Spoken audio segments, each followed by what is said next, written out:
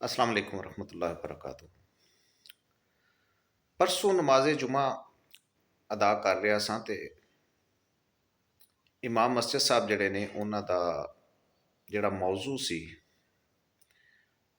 ਕਿ ਜਿਹੜੇ ਬੰਦੇ ਅੱਲਾ ਨਾਲ ਮੁਹੱਬਤ ਕਰਦੇ ਨੇ ਔਰ ਅੱਲਾ ਜਿਨ੍ਹਾਂ ਬੰਦਿਆਂ ਦੇ ਨਾਲ ਮੁਹੱਬਤ ਕਰਦਾ ਹੈ।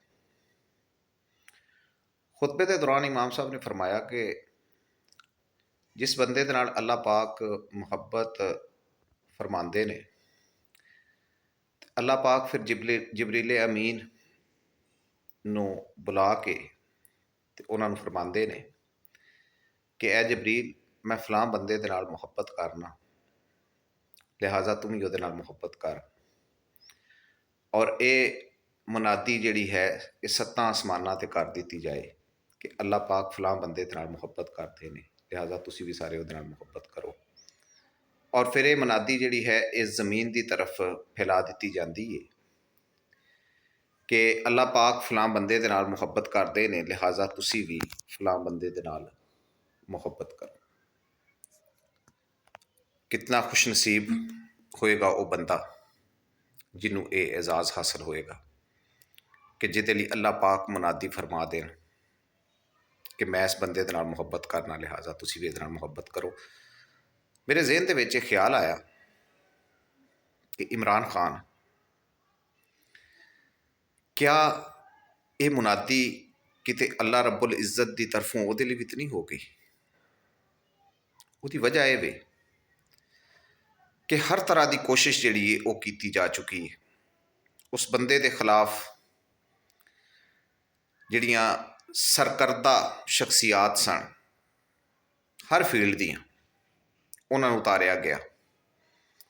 ਮਜ਼ਹਬੀ, ਸਿਆਸੀ, ਸਮਾਜੀ, ਸਪੋਰਟਸਮੈਨ, ਗਰਜ਼ ਕੇ ਹਰ ਤਰ੍ਹਾਂ ਦੀ ਕੋਸ਼ਿਸ਼ ਕੀਤੀ ਗਈ ਕਿ ਇਸ ਬੰਦੇ ਨੂੰ ਕਿਸੇ ਤਰ੍ਹਾਂ ਜਿਹੜਾ ਹੈ ਉਹ ਲੋਕਾਂ ਦੀਆਂ ਨਜ਼ਰਾਂ ਦੇ ਵਿੱਚ ਗਿਰਾਇਆ ਜਾਏ, ਜ਼ਲੀਲ ਕੀਤਾ ਜਾਏ ਔਰ ਇਸ ਬੰਦੇ ਦਾ ਜਿਹੜਾ ਇੱਕ ਇੱਜ਼ਤ ਔਰ ਇਹਤਰਾਮ ਦਾ ਰਿਸ਼ਤਾ ਆਵਾਮ ਦੇ ਨਾਲ ਬਣਿਆ ਹੈ ਇਹਨੂੰ ਖ਼ਤਮ ਕੀਤਾ ਜਾਏ।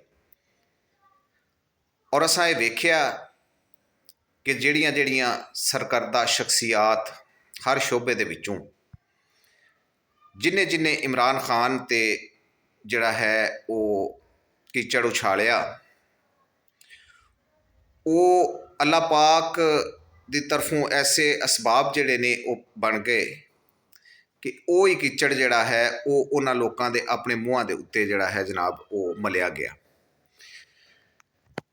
ਮਸਲਨ ਆਇਸ਼ਾ ਗੁਲਾ ਲਈ ਤੋਂ ਲੈ ਕੇ रेहाम खान, जावेद हाशमी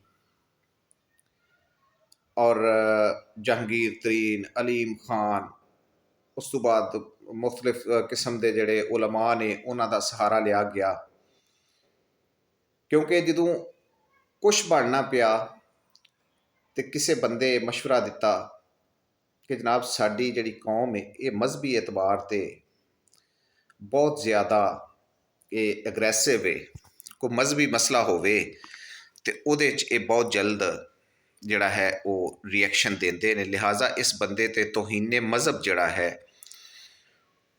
ये खिलाफ उस जिहड़ा तौहीने मजहब कार्ड है वो खेडिया जाए और ये लाजमी कामयाब होएगा। चुनाचे तौहीने मजहब कार्ड जिहड़ा है एक बारी नहीं कई बारी खेडिया गया लेकिन वो भी कामयाब ना होया, लोगों नूं भी मनण तो इनकार करता। करप्शन दे इशूज़ जिहड़े ने वो उठाए गए, केसिस बनाए गए। गर्ज हर तरह के जिहड़े केसिस वगैरह ने या हथकंडे जिहड़े ने, हरबे जिहड़े ने वो अपनाए गए, लेकिन इमरान खान की मकबूलियत दिन ब दिन जिहड़ी है वो ऊपर चली गई। वजह की मतलब क्या कोई इमरान खान जादूगर है या इमरान खान जिहड़ा है उहदे नाल कोई दूसरियां नालों अलहदा चीज़ लगी या इमरान खान घर घर रोटी देंदा है, की वजह है? और तुसी कल्लियां बह के कदी मेरी इस गल ते गौर करना। तुसी ਇਮਰਾਨ ਖਾਨ ਦੀ ਜਿਹੜੀ ਇਹ ਹਾਲੀਆ ਜ਼ਿੰਦਗੀ ਹੈ, ਇਹਦੇ 'ਤੇ ਥੋੜ੍ਹਾ ਜਿਹਾ ਗੌਰ ਕਰਿਆ ਜੇ, ਔਰ ਯਕੀਨ ਕਰੋ ਕਿ ਤੁਸੀਂ ਵੀ ਮੇਰੇ ਤਰ੍ਹਾਂ ਇਹ ਸੋਚਣ 'ਤੇ ਮਜਬੂਰ ਹੋ ਜਾਓਗੇ ਕਿ ਉਹ ਵਜ੍ਹਾ ਜਿਹੜੀ ਹੈ ਉਹ ਇੱਕ ਗੈਬੀ ਮਦਦ ਹੈ। ਉਹ ਅੱਲਾਹ ਪਾਕ ਦੀ ਤਰਫੋਂ ਇਸ ਬੰਦੇ ਦੇ ਨਾਲ ਇੱਕ ਮੁਹੱਬਤ ਦਾ ਰਿਸ਼ਤਾ ਹੈ ਕਿ ਅੱਲਾਹ ਪਾਕ ਦਾ ਵਾਅਦਾ ਹੈ ਕਿ ਜਿਸ ਬੰਦੇ ਨੂੰ ਮੈਂ ਇੱਜ਼ਤ ਦੇਣਾ ਚਾਹਾਂ, ਸਾਰੀ ਦੁਨੀਆ ਮਿਲ ਕੇ ਵੀ ਉਹਨੂੰ ਜ਼ਲੀਲ ਕਰਨ ਦੀ ਕੋਸ਼ਿਸ਼ ਕਰੇ ਤੇ ਉਹ ਉਹਨੂੰ ਜ਼ਲੀਲ ਨਹੀਂ ਕਰ ਸਕਦੀ, ਔਰ ਜਿਸ ਬੰਦੇ ਨੂੰ ਮੈਂ ਜ਼ਲੀਲ ਕਰਨਾ ਚਾਹਾਂ, ਸਾਰੀ ਦੁਨੀਆ ਮਿਲ ਕੇ ਵੀ ਉਹਨੂੰ ਇੱਜ਼ਤਾਂ ਦੇਣ ਦੀ ਕੋਸ਼ਿਸ਼ ਕਰੇ ਤੇ ਉਹਨੂੰ ਇੱਜ਼ਤ ਨਹੀਂ ਦੇ ਸਕਦੀ। ਫਿਰਕਾ ਵਾਰੀਅਤ ਇਮਰਾਨ ਖਾਨ ਨੂੰ ਕਦੀ ਕਿਸੇ ਫਿਰਕੇ ਦੇ ਨਾਲ ਜੋੜਨ ਦੀ ਕੋਸ਼ਿਸ਼ ਕੀਤੀ ਗਈ, ਕਦੀ ਕਿਸੇ ਫਿਰਕੇ ਦੇ ਨਾਲ, ਲੇਕਿਨ ਉਹਦਾ ਵੀ ਕੋਈ ਕਿਸੇ ਕਿਸਮ ਦਾ ਜਿਹੜਾ ਉਹ ਫਾਇਦਾ ਨਹੀਂ ਹੋਇਆ। ਔਰ ਬੰਦੇ ਆਉਂਦੇ ਨੇ ਕਿ ਜਨਾਬ ਰੈਫਰੈਂਡਮ ਕਰਾ ਲਓ, ਤੁਸੀਂ ਰੈਫਰੈਂਡਮ ਕਰਾ ਲਓ ਪਾਕਿਸਤਾਨ ਵਿੱਚ। ਪਾਕਿਸਤਾਨ ਵਿੱਚ ਤਾਂ ਮੁਮਕਿਨ ਹੈ ਕਿ ਕੋਈ 15-20% ਲੋਕ ਜਿਹੜੇ ਨੇ ਉਹ ਇਮਰਾਨ ਖਾਨ ਦੇ ਜਿਹੜੇ ਸਿਆਸੀ ਮੁਖਾਲਫੀਨ ਨੇ ਜਾਂ ਬੁਗਜ਼ ਰੱਖਦੇ ਨੇ ਇਮਰਾਨ ਖਾਨ ਨਾਲ, ਉਹਦੇ ਖਿਲਾਫ ਵੋਟ ਦੇਣ। ਲੇਕਿਨ ਮੇਰਾ ਦਾਅਵਾ ਹੈ ਕਿ ਮੁਸਲਿਮ ਦੁਨੀਆ ਦੇ ਵਿੱਚ ਤੁਸੀਂ ਰੈਫਰੈਂਡਮ ਕਰਾਓ, ਪਾਕਿਸਤਾਨ ਤੋਂ ਬਾਹਰ ਇਮਰਾਨ ਖਾਨ ਦੇ ਖਿਲਾਫ ਵੋਟ ਨਹੀਂ ਪਏਗਾ। ਇਮਰਾਨ ਖਾਨ ਸਿਰਫ ਉਸ ਰੈਫਰੈਂਡਮ ਵਿੱਚ, ਬਲਕਿ ਪੂਰੀ ਮੁਸਲਿਮ ਦੁਨੀਆ ਵੀ ਛੱਡੋ, ਤੁਸੀਂ ਪੂਰੀ ਦੁਨੀਆ ਦੇ ਵਿੱਚ ਰੈਫਰੈਂਡਮ ਕਰਾ ਲਓ, ਇਮਰਾਨ ਖਾਨ ਇਹਨਾਂ ਨੂੰ ਸਿਰਫ ਸ਼ਿਕਸਤ ਨਹੀਂ ਦੇਗਾ, ਇਬਰਤਨਾਕ ਸ਼ਿਕਸਤ ਦੇਗਾ। ਕਿਉਂਕਿ ਅੱਲਾਹ ਪਾਕ ਜਿਹੜੇ ਨੇ ਉਹਨਾਂ ਦੀ ਮਦਦ ਇਸ ਟਾਈਮ ਉਹਦੇ ਸ਼ਾਮਲੇ ਹਾਲ ਹੈ, ਜਿਹੜੀ ਉਹਨੂੰ ਟੁੱਟਣ ਨਹੀਂ ਦੇ ਰਹੀ। ਹੋਰ ਕੋਈ ਇਮਰਾਨ ਖਾਨ ਲੋਹੇ ਦਾ ਨਹੀਂ ਬਣਿਆ, ਇਮਰਾਨ ਖਾਨ ਫੌਲਾਦ ਦਾ ਨਹੀਂ ਬਣਿਆ, ਇੱਕ ਆਮ ਇਨਸਾਨ ਹੈ। ਉਹਦੇ ਵਿੱਚ ਇਹ ਹਿੰਮਤ, ਇਹ ਹੌਸਲਾ, ਇਹ ਸਬਰ, ਇਹ ਕਿਸ ਤਰਫੋਂ ਆਇਆ? ਅੱਲਾਹ ਪਾਕ ਦੀ ਤਰਫੋਂ। ਅੱਲਾਹ ਪਾਕ ਨੇ ਉਸ ਬੰਦੇ ਨੂੰ ਸਬਰ ਵੀ ਦਿੱਤਾ ਹੈ, ਉਸ ਬੰਦੇ ਨੂੰ ਇਸਤਕਾਮਤ ਵੀ ਦਿੱਤੀ ਹੈ, ਔਰ ਉਸ ਬੰਦੇ ਦੀਆਂ ਇੱਜ਼ਤਾਂ ਦੇ ਵਿੱਚ ਦਿਨ ਦੁਗਣੀ ਔਰ ਰਾਤ ਚੁਗਣੀ ਚ ਤਰੱਕੀ ਜਿਹੜੀ ਹੈ ਉਹ ਦੇ ਰਿਹਾ।